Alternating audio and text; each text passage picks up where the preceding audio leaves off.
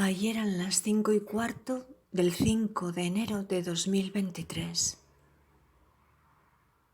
Yo creo que en cuanto la vi, a Laura la quise, cogida de la mano de su padre. Y luego con la bicicleta. Pero, sin embargo, nunca quise a su hijo, el mayor. Ni se me pasó por la cabeza quererlo. No te fíes de él, me dijo su hermana, el día que me iba hacia el camino, que fue cuando formalmente nos presentamos. Yo tuve sexo muy precoz. Y Laura me sorprendió muchísimo un día, con 9 años, cuando me contó que en la biblioteca del colegio se había dejado tocar las tetas por Marcos y su amigo. Estábamos en ese momento leyendo La inmortalidad de Gundera. Yo la leía, ella a veces, porque le gustaba leer conmigo. Oteaba algún fragmento, como aquella vez en el que se tropezó con Agnes haciendo el amor con su marido y encontrándose con el rostro de la madre del marido en el rostro del esposo. Pero yo creo que trataban muy a Laura como tú tratas a tu nieta. Hubo una monitora, la vez que me escuchó esa monitora hablar con ella, que me dijo que hablar con ella como hablaba era un gran error, pero Laura era muy madura. Y por lo que he podido captar a través de vuestra conversación, tu nieta también. Es muy madura para su edad, aunque tú digas que juega con muñecas. Eso no importa, o importa tanto eso como lo otro. Como que te dijera que... Es que me cuesta trabajo hasta repetirlo. Lo que te dijo fue muy cruel. Mi madre tejía para el exterior y la poca economía que tenía la tenía en base a eso, la poca economía propia. Mi abuela y mi madre eran tejedoras. Yo alguna vez tejí un jersey muy rápido, pero no me entusiasmaba.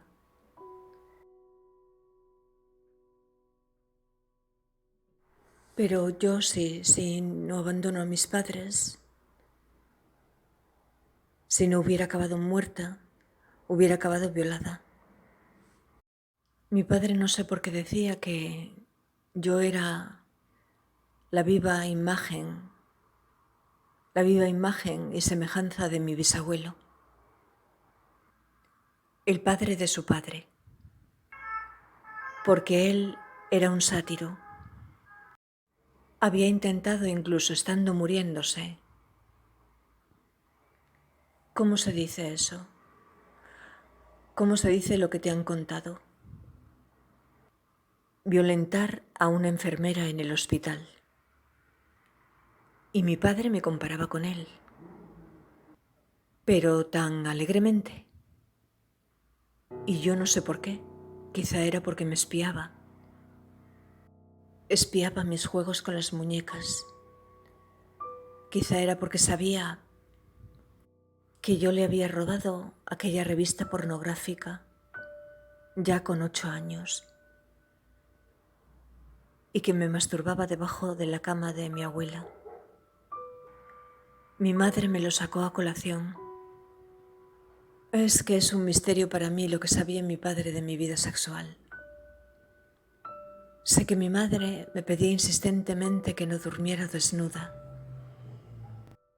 pero yo insistía todas las noches en dormir desnuda y él abría la puerta de mi cuarto todas las noches y al parecer yo me incorporaba y le enseñaba las tetas. Dormida, pero según mi madre.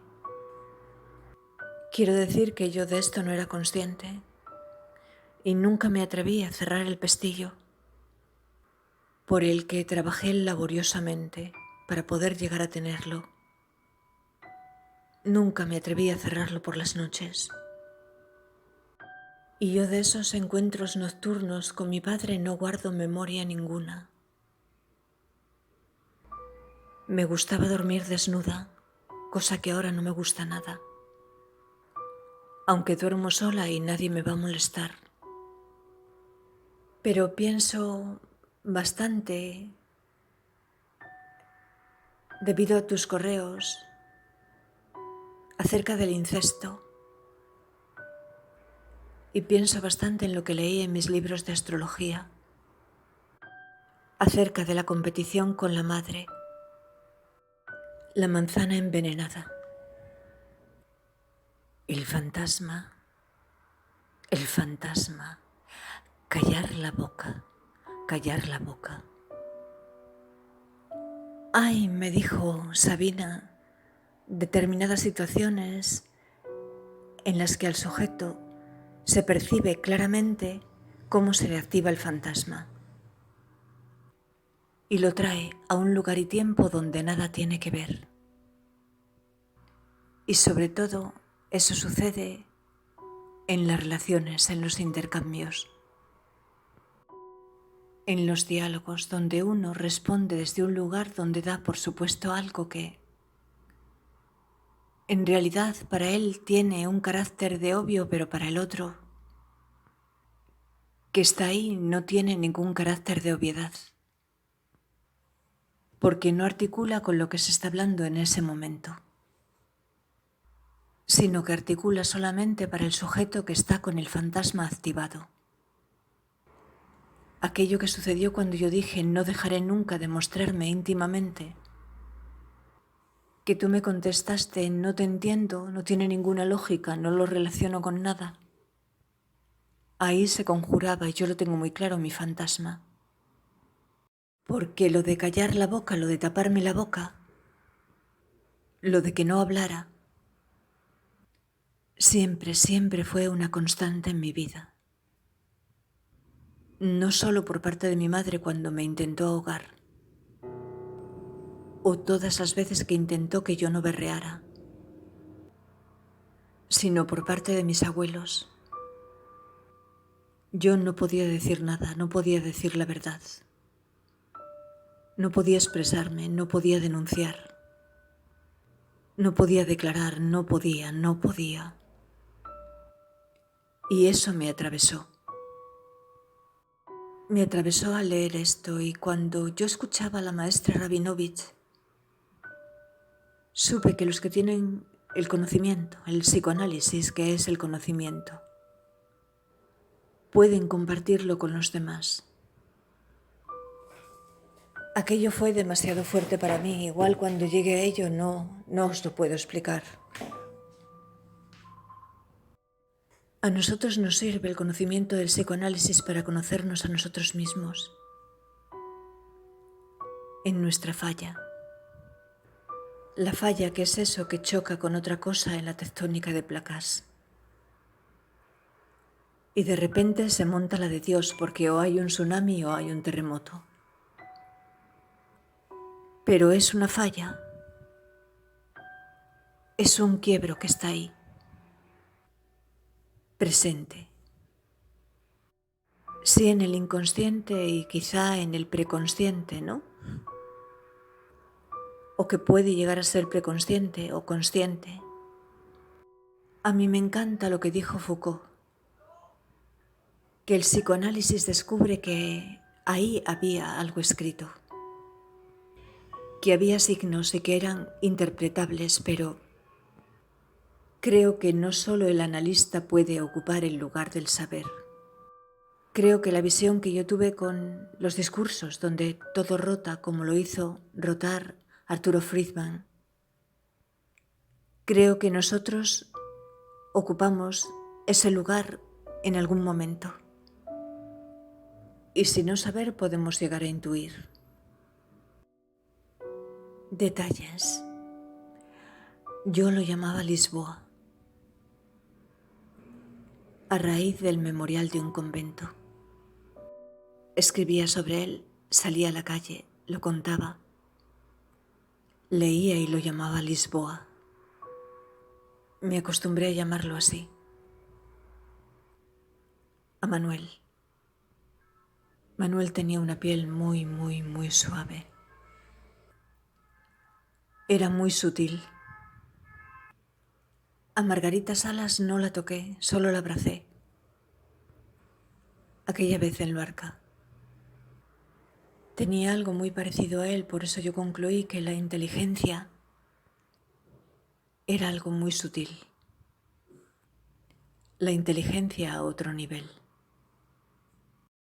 Carlos dijo de ese día no, de aquel otro día en el que yo había ido a ver a Margarita Salas a Luarca. Pues Manuel acudió a Luarca también a dar una conferencia. Qué pérdida de tiempo, eso fue lo que dijo Carlos. Porque sabía que yo no iba a ir. Estaba muy pillada con Carlos en ese momento. Y en el fondo quería castigar a Manuel. Creo.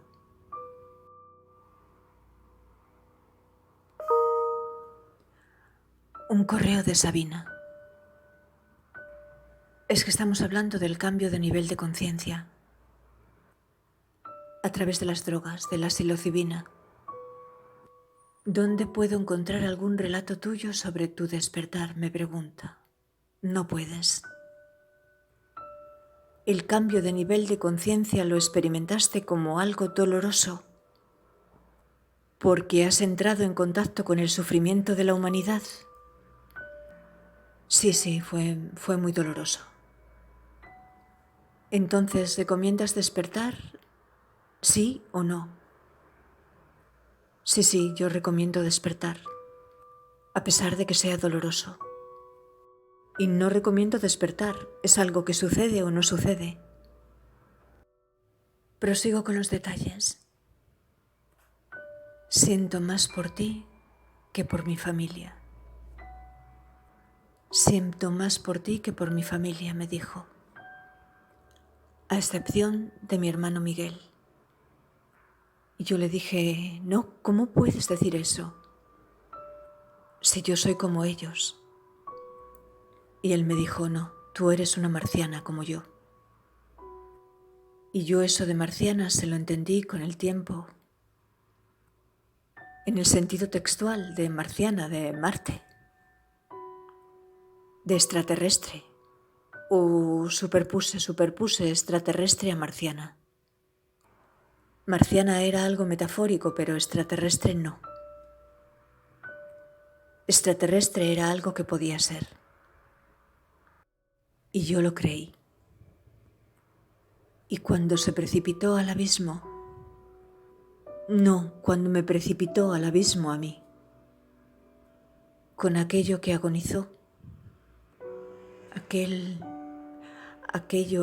irreproducible. Imagínate que estás en la tranquilidad más absoluta, varada en una playa, varada en el cuerpo de un hombre, como si fueras una sirena. Y de repente él parece que cae por un abismo y que agoniza. Yo me llevé un susto de muerte. Pero él me volvió a atrapar contra sí y fue cuando comenzó a decir, qué justo, qué justo, qué justo. Que yo había malinterpretado ese bienestar por malestar. Y me cuesta muchísimo moverme de ahí.